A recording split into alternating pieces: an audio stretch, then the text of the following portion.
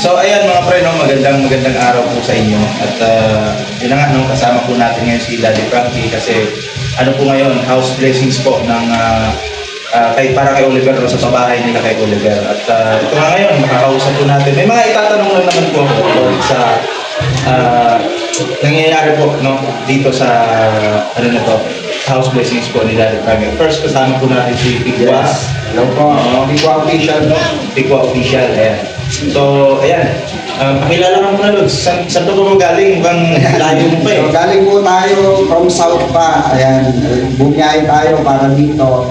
Dahil gusto po nating makita yung successful, of course, ng house blessing na ginawa dito sa bahay ni Kuya Oliver. Siyempre, handog ng Team Daddy Frankie yan, diba? So, gusto nating tayo personally, masaksihan yung ganito klase ng passion, mga kababayan. Once in a lifetime lang ang mangyayari ito. Ilang oras biniyahe mo? 8 oras. Pero ikaw, baka may tanong ka muna kay Daddy Frankie. Ayun, siyempre, Daddy Frankie, salamat po sa walang sawang pagsuporta sa mga kababayan natin kagaya ni Kuya Oliver at siya ay nasa maayos na. So far, Daddy Frankie, ito kasi tanong ng mga tao na yan, mga followers mo, followers din ng mga vloggers, mga reactor. Ano daw yung mga next step mo after this possible? Next step namin actually this coming end of this month, pupunta kami sa ibang lugar para mas makatulong pa sa iba nating mga kababayan. So parang mag-expand kayo? Yes. Oo, Visayas, Mindanao, gano'n. Wala pa kaming exact location. Titingin pa lang kami ito, pagtitingan namin kung saan yung final. Pero lilipat kami sa ibang lugar. Pero it doesn't mean na iiwanan namin ito. Kumbaga, nagawa na rin naman namin yung best namin. Alam namin na magaling na siya. Kumbaga, ang kailangan na lang ni Kuya Oliver is gabayan, alagaan. Maintain. Yes po. Ayan, mga kababayan natin, abangan natin, no, si Daddy Frankie. Especially yung announcement niya, no, kung saan kayo tutungo, diba? Tanong ko lang din, Daddy Frankie. Siyempre masaya tayo kasi ito, isang success ng Team Daddy Frankie at sa tulong na rin mga sponsors, mga viewers. Success. Masaya, hindi ka ba napapagod sa ginagawa mo? Katulad nito, sobrang hilig ngayon. Tapos, nakikipagsiksikan kayo dito, and then after nito, may mission na naman yata kayo ngayon. Masaya ka ba dun sa ginagawa mo? Yes po. Kung sa salitang pagod, tao lang po tayo, tao lang po ako, napapagod po ako.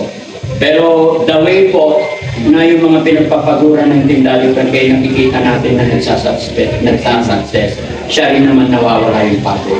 Dahil yung pagtulong sa ating kapwa ay talagang kaligayahan para sa puso ng Team Daddy Frankie. Oo, kasi pansin ko rin, si Daddy Frankie nung nasa hospital, parang hindi siya mapakalito. Gusto mong mag-ikot talaga. Gusto Saka ito pa, Daddy Frankie, nakita nga itong house blessing sa live mo at maraming natuwa. At marami rin namang siyempre hindi magandang comment. Ano ba lang yung minsan ito ba yung na-apektuhan din sa mga negative comment? Para sa akin kasi walang rason para pansinin o bigyan ng attention yung mga hindi maganda na comment. Dahil sa sarili natin, alam natin na okay at maganda yung ginagawa natin. Wala, kumbaga hindi na natin bibigyan ng time yung mga, kung hindi pa man nila halimbawa na-appreciate or hindi pa sila natuwa sa ginawa natin, walang rason para pansinin natin yun. Dahil alam ko po, mas maraming natutuwa at mas maraming naniniwala sa kakayahan natin, sa mga nagawa natin. Yes, which is, yun naman talaga ang nakikita namin din ng taong bayan. Especially ito, very successful. House blessing, di ba? At napakadaming bisita, daming tao, daming natutuwa na pumunta dito. Yung bata, malalayo pa, dumayo pa rito para tumulong dito sa operation na to. So, kumbaga, Daddy Frankie, pagka dating sa mga ganitong klase ng pagtulong, ano ba yung sa tingin mo may dagdag mo sa pagpunta kay Kuya Oliver? Ito ba yung magtutuloy-tuloy ka? Siyempre, hindi ko naman sinasabing habang buhay. Pero hanggat ako'y nabubuhay, papasyal-pasyal, gagabay pa rin tayo dito. Siyempre, titignan-tignan natin, lalo na titignan din natin itong pabahay natin. Although sinabi kong sa kanila na to. Pero siyempre, hindi po pwede in one time ay pababayaan na natin. Siyempre, binibigyan ko rin ng halaga yung mga taong tumulong sa amin. Yung mga nag-sponsor sa akin kung bakit nagawa itong bahay na ito. Kumbaga, mahalaga rin sa mga sponsor ko yung mga perang naiambag nila dito. So may rason din siguro para i-update, balikan, kumustahin kung ano ang nangyayari hanggat kaya ng tindahan. Kasi maraming nag-aalala, dati Frankie na mga viewers din na nalulungkot sila, napaka-last mo na. Last vlog na daw. Kasi Ay, hindi naman. So confirm siya, hindi siya last. So ayan mga kababayan natin kay BM, kay Daddy Frankie na magtutuloy-tuloy pa rin ang pagdalaw, suporta, kay Siguro, malilimitahan. sa pagkakaintindi ko, mas nagpupokus si Daddy Frankie sa ibang bagay naman. Pero hindi ko mapapabayaan. Yun.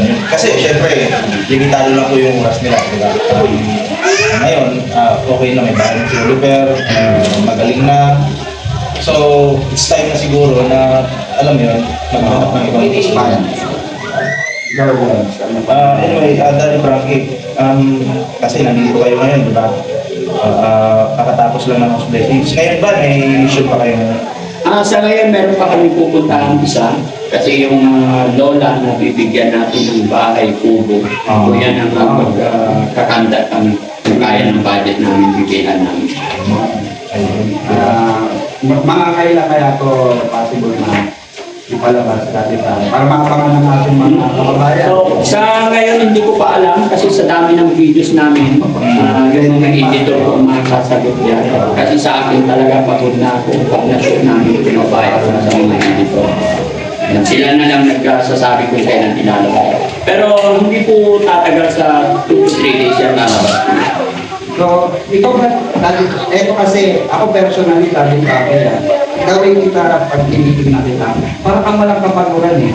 So, totoo lang, ano yung nagbibigay sa'yo ng, kumbaga, lakas ng loob? Motivasyon. Oo, dedikasyon na, parang hindi ka napapagod. Ano ba sikreto ng sa Daddy Frankie? Kaya na sinabi ko sa inyo, tao lang din ako. Kung nakikita na yung energetic tayo, siyempre pag uwi ng bahay, talagang natutulog ng Tulog ka. Kasi napapagod din ako. Parehas lang tayo ng kinakain. Pero kaya namin sinabi, kung gusto mo yung ginagawa mo, trabaho mo, baliwala yung mga pagod. Saka napakasarap sa pakiramdam ng maraming umaasa, maraming nagsitiwala. Kaya masaya tayo sa ginagawa natin. Kasi yung mga nakikita ko rin na mga nagko-comment, especially sa mga live, sa mga bilib na bilib sila sa'yo dahil parang wala ka raw kapaguran. Minsan may mga nakikita ko comment, ano bang vitamins nila?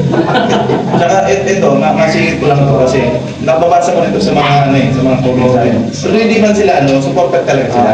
Pero nasasabi nila na paborito daw si Adsing, Yun. naging Daddy Frankie, ganyan. Ina-explain ko naman sa kanila, sabi ko, wala pong gagawa si Daddy Frankie. Kung gusto ng sponsorship paabot, hindi pa paabot. Kasi kapag hindi naman po inabot, masisira din si Daddy Frankie. Anyway, ano po yung magiging komento nyo sa mga ganun? Sa sinasabi nilang paborito, Hindi man sila basher. Parang yun yung naging pananaw nila, no? Sa mga tao ang pagkakaunawa at pagkakaintindi nila is paborito. Hindi po. Parehas po sila. Kuya DJ, Kuya Ate Ansing, Kuya Oliver. Same po. Pumunta po ako dito or nakilala ko si Kuya Oliver para tulungan si Kuya Oliver. So, the way na walang ibang mag-a-assist sa akin dito, si Kuya Oliver, kaya si Kuya DJ, at si Kuya Ate Ansing. Kaya kahit anong kakulangan o pagkakamali, pilit pa rin natin inunawa. Pero parehas po ang tingin natin sa kanila. Dahil ang gusto ko, makatulong, hindi para pag-awayin o hindi para mag-away-away sila. Kaya kahit anong pagsubok, gusot, pilit kong inaayos. No? At saka lahat po ng binigay or na para naibigay natin kay Nanay Ansing, ang naibigay ko lang kay Nanay Ansing talaga, nung unang-unang kong nakapasok sa bahay ni Nanay Ansing, nakita ko yung tulong niya butas-butas. Binigyan ko siya on that time ng 10,000. Siya rin naman nakita ng ating mga kababayan, naawa sila kay Nanay Ansing. Galing na po sa mga sponsor. Kaya hindi po sa akin galing. Kung baka wala akong magagawa pag nakita ng sponsor na sinabi ng sponsor na bigay kay Nanay Ansing, bigay ko talaga. With video kasi yun ang patunay na nakarating sa tao ng pagbigay. Which is tama. Baka ito ka dati, Frankie, kasi recently may mga nagko-comment na tapos daw nito, baka hindi mo na daw ma-monitor. Siyempre, tayo nakikisika. Kumbaga, may plano ka daw ba na at least magkabit daw ng CCTV para makita yung kalagayan ni Kuya Oliver. Ano bang plano mo na may plano ka ba mga ganyan? Actually, marami ako nababasa about dyan sa CCTV. Pero syempre, mga kababayan, mga kabarangay, ang pagpapakabit ng CCTV hindi po biro-biro. Magkakaroon tayo ng monthly billing, di po ba? Internet. Diba yung pagpapakabit pa? Bakit pa natin kailangan magpakabit ng CCTV? Dalawa lang naman magpapantay. Alam natin kung sino yung nandito. Sila lang. At ipinagkakatiwala ko sa kanilang magkakamatin dito. Kumbaga, parang privacy na Yes, no. Kuya Oliver, diba? Kaya na sinabi, gusto ko lang makatulong at alam kong hindi nila papabayaan ang kapatid nila. Pero kung maraming pera, bakit hindi? Diba? Una, priority talaga natin yung gamot ni Kuya Oliver. May monthly check-up pa siya. So yan ang una nating iisipin. Yung gamot pa lang napakamahal po. At hindi lang po yung isang beneficiary ng tindahan natin. Napakarami. Ayun, yun yung yun talaga yung priority. Yung CCTV, mukhang privacy na lang ni yun. Yan rin naman ang pinapaliwanag. Oliver, di ba? Kasi, siyempre, dapat pagkatiwalaan din natin yung kapatid yan. Para mo na rin sinabi, nag-doubt ka sa kapatid ng pagkagawa ng kasi ang concern kasi nila, baka raw ang gini ni Ansing. Pero matanong ko lang mga araw, isang pagdating mo, natutulog na daw dyan si Ansing. May mga kasama. Matanong ko lang pala, Daddy Frankie, yung pirmahan ba nila? Okay na. Nasa kanila po. Pinapapirma po and then ipapanotarin. Ayun.